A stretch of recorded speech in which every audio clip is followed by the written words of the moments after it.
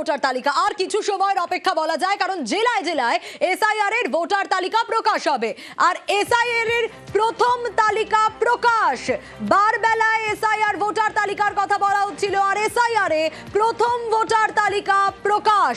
আপনাদের জানিয়ে রাখি এই মুহূর্তে আরো একবার এসআইআর এ প্রথম ভোটার তালিকা প্রকাশ হলো। এ নিয়ে আরো ডিটেল আপডেট নেব সোমরাজের কাছ থেকে। সোমরাজ, আর কিছুক্ষণের অপেক্ষা।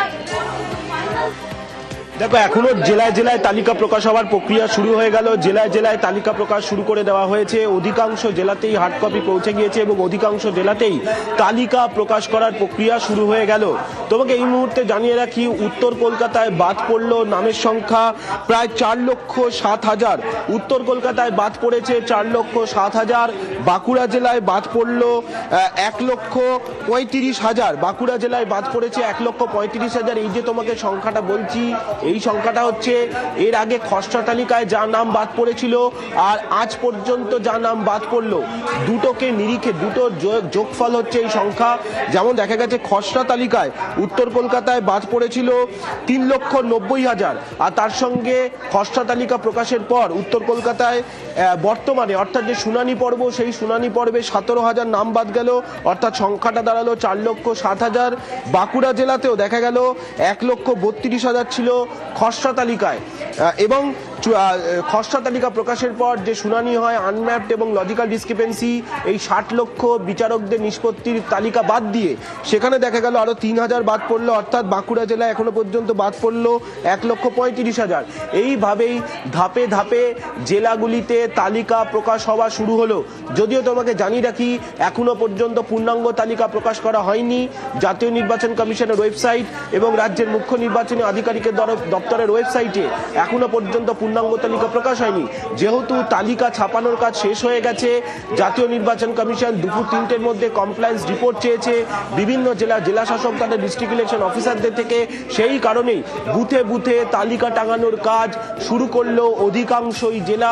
এখনো পর্যন্ত যা খবর এসে পৌঁছাচ্ছে, নদিয়া, উত্তর 24 পরগনা, দক্ষিণ 24 পরগনা, দক্ষিণ কলকাতা, উত্তর কলকাতা, অন্যদিকে উত্তরবঙ্গের দিক থেকে দেখতে গেলে কোচবিহার, জলপাইগুড়ি, এই জেলাগুলি ইতিমধ্যেই তালিকা টাঙানোর কাজ শুরু করে দিয়েছে। কারণ দুপুর 3টের মধ্যে কমপ্লায়েন্স রিপোর্ট দিতে হবে রাজ্যের মুখ্য নির্বাচনী আধিকারিকের দপ্তর এবং জাতীয় নির্বাচন কমিশনে। কিন্তু আবারও বলছি, পূর্ণাঙ্গ তালিকা প্রকাশ করা হয়নি। পূর্ণাঙ্গ তালিকা প্রকাশ হবে দুপুর 2টোর মধ্যেই, এবং সেই তালিকা প্রকাশ হবে জাতীয় নির্বাচন কমিশনের ওয়েবসাইট এবং রাজ্যের মুখ্য নির্বাচনী আধিকারিকের দপ্তরে। একটা বিষয় একটু জানতে চাইবো যে স্বাভাবিকভাবে সাধারণ মানুষ, এই যে একে একে ভোটার তালিকা প্রকাশ হচ্ছে বিভিন্ন জেলা ধরে ধরে, কিভাবে সাধারণ মানুষ অনলাইনে এটা দেখতে পাবে?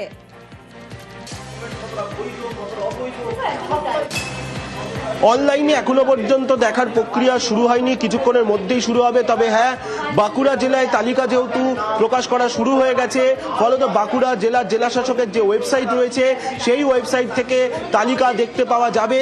এবং শুধু তাই নয়, যদি এখন বুথে যান ভোটাররা কিছুক্ষণ বাদে, তাহলে বাঁকুড়া জেলাতেও বুথে গিয়ে ভোটাররা সেই তালিকা দেখতে পাবেন। কিন্তু সব বুথে এখনো টাঙানো হয়নি, বুথ ধরে ধরে টাঙানোর কাজ শুরু হয়েছে, অর্থাৎ এই কাজটা শুরু হয়েছে, শেষ হতে হতে 3টে সাড়ে 3টে বেজে যাবে।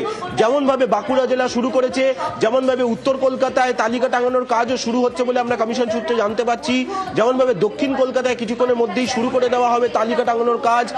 অর্থাৎ ধাপে ধাপে তালিকা টাঙানো হবে অফলাইনে। অনলাইনে যে আপলোডের কাজ, সেই আপলোডের কাজ এখনো শেষ হয়নি, কিছুক্ষণের মধ্যেই সেই কাজটা শেষ হয়ে যাবে, এবং তারপরে অনলাইনেও ভোটাররা দেখতে পাবেন তাদের এপিক নম্বর দিয়ে, অর্থাৎ ইন্ডিভিজুয়ালি ভোটাররা দেখতে পাবেন। সার্বিকভাবে যে অনলাইনে যে ডেটা দেখানোর কথা, সেটা আরও কিছুটা সময় লাগবে বলেই কমিশনের আধিকারিকরা জানাচ্ছেন। ফলত ইন্ডিভিজুয়ালি যদি কোনো ভোটার দেখতে চান যে তার নাম কোন ক্যাটাগরিতে রয়েছে, তাহলে তিনি দেখতে পাবেন আরও কিছুটা সময় বাদে তার এপিক নম্বরকে দিয়ে।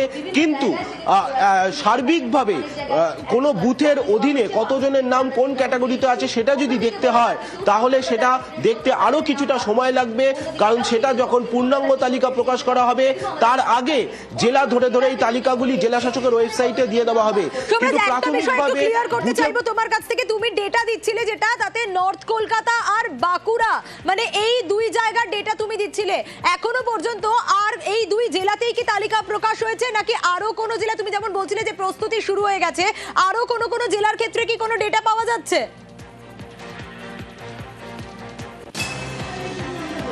দেখো যেহেতু এখনো বেশিরভাগ জেলাতেই কম্পাইলেশন চলছে, কারণ যে বুথ ধরে ধরে তালিকা তারা ছাপানোর কাজ শেষ করে নিয়েছে সেগুলো যেহেতু কম্পাইলেশন চলছে, ফলত সেই রিপোর্টগুলি এখনো পর্যন্ত এসে পৌঁছাচ্ছে মুখ্য নির্বাচনী আধিকারিকের দপ্তরে, এবং সেই কম্পাইলেশনের কাজ শেষ হলে আরও কিছুটা বোঝা যাবে। যেহেতু এই জেলাগুলি কম্পাইলেশনের কাজ শেষ করে ফেলেছে, ফলত সেই নিরিখে যে পরিসংখ্যান উঠে আসছে সেটাই তোমাকে জানালাম। উত্তর কলকাতায় নাম বাদ পড়ার সংখ্যা এবং বাঁকুড়া জেলায় নাম বাদ পড়ার সংখ্যা, উত্তর 24 পরগনা জেলারও কম্পাইলেশন শেষ হয়ে গেছে, ফলত মনে করা হচ্ছে তারও পরিসংখ্যান কিছুক্ষণের মধ্যে চলে আসবে। দক্ষিণ 24 পরগনা জেলারও কম্পাইলেশনের কাজ একেবারে অবশ্যই সোমরাজ, সেই ডেটা তোমার কাছ থেকে নেব, অবশ্যই আমাদের নজর থাকবে।